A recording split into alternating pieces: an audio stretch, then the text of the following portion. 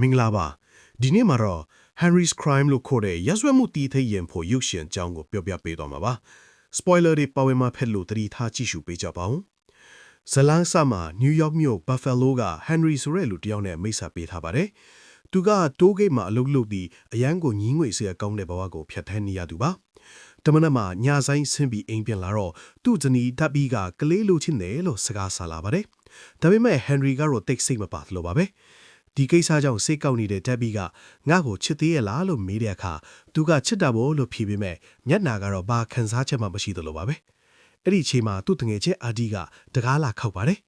အာဒီနဲ့အတူဂျိုးဆိုတဲ့လူလဲပါလာပြီးဂျိုးကတော့အင်ရှိမှတင်အဆက်မပြတ်အနေရပါအာဒီကသူတို့ baseball တော့ကစားမလို့ဖြစ်ပေမဲ့ဂျိုးနေမကောင်းဖွင့်နေလို့ Henry ကိုလိုက်ခဲ့ဖို့ခေါ်ပါတယ် Henry ကအဆမှာငင်းဝင်မဲ့နှုံဆုံးတော့လိုက်သွားဖို့သဘောတူလိုက်ပါတယ်နေတဲ့ကောင်ကိုငါမိမနဲ့ထားခဲ့လို့ရမလားလို့သူကမေးတော့အဒီကရတာပေါ့လို့ဖြေပါတယ်ဒါပေမဲ့သူတို့ရောက်ပေါ်တာက Buffalo ဘန်ရှေ့ပါအဒီတို့က ATM ကနေပိုက်ဆံထုံးမလို့ပြောပေမဲ့တကယ်တမ်းတော့သူတို့ကတရားဖြေဒီပါသူတို့မျက်နှာဖုံးဆွပြီးဘန်ထဲဝင်သွားတဲ့အခါမှာ Henry တယောက်ကြောင်းတောင်နဲ့ကြံခဲ့ပါတယ်ခဏအကြာမှာချက်ပေးခုံလောင်းတန်ဒီမြေလာပြီးအဒီတို့third ပြေးသွားကြပါတယ်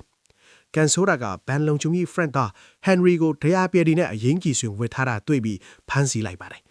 ရဲစခန်းမှာ Henry ကတကယ်တမ်းတရားပြဲမဟုတ်ဖန်တီးပေမဲ့တငယ်ချင်းကြီးနာမည်ကိုမပြောဘဲနှုတ်ဆက်နေတဲ့အတွက်သူမကျူးလွန်တဲ့အပြစ်ကြောင့်ထောင်ဒဏ်3နှစ်ချမှတ်ခံရပါတယ်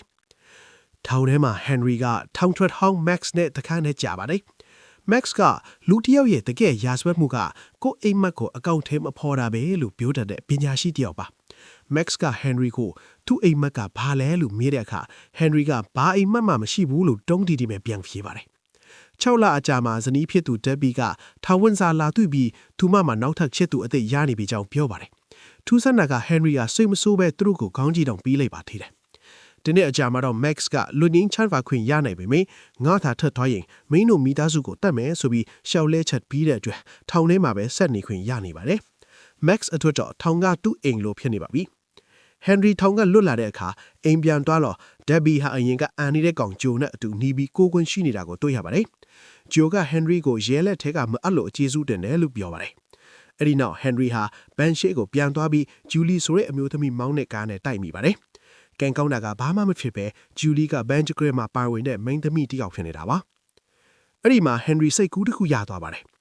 အင်တာတွေကသတင်းဆောင်တစ်ခုမှာ1930တုန်းကဒီဘန်ကိုဘေးကပြဿနာရုံကနေမီးအောက်လုံတန်းတူးပြီးတရားပြတိုက်ဖူးတဲ့အကြောင်းဖတ်လိုက်တာပါ။ဒါနဲ့သူက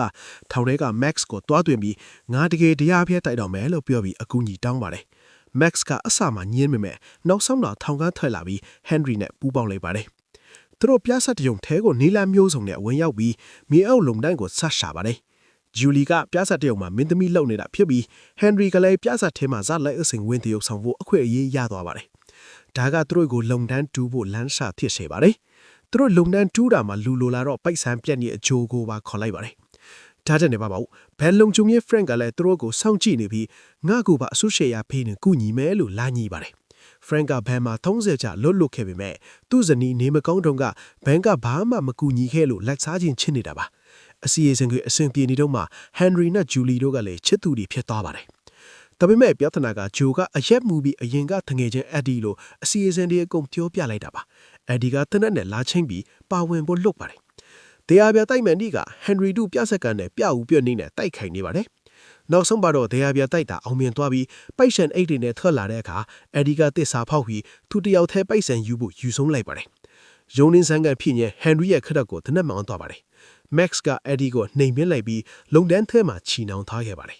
။သူတို့ပိုက်ဆံတွေနဲ့ကားမောင်းပြီးပြေးဖို့လုပ်တော့ Henry က Julie ကိုစွတ်မသွားနိုင်လို့ပြဿနာတရုံထဲကိုပြန်ဝင်သွားပါတယ်။ခြေထောက်မှာသွေးတွေထွက်နေရင် Henry ကစင်ပေါ်တက်ပြီး Julie ကိုချစ်တဲ့အကြောင်းကြေညာလိုက်ပါတယ်။ဒါကပြဿနာတရုံရဲ့ဇာဝင်ကန်နဲ့လည်းတိုက်ခိုက်သွားလို့ပရိသတ်တွေကလက်ခုပ်တီးအားပေးကြတဲ့ငယ် Julie ကလည်းသူ့အချစ်ကိုလက်ခံလိုက်တဲ့အပြုံးမပြုံးပလာလိုက်တာနဲ့ဇကားလေးကပြီးဆုံးသွားပါတော့တယ်။အားလုံးကိုကျေးဇူးတင်ပါတယ်။နောက်ထပ်ဗီဒီယိုတွေမှာပြန်တွေ့ကြမယ်နော်။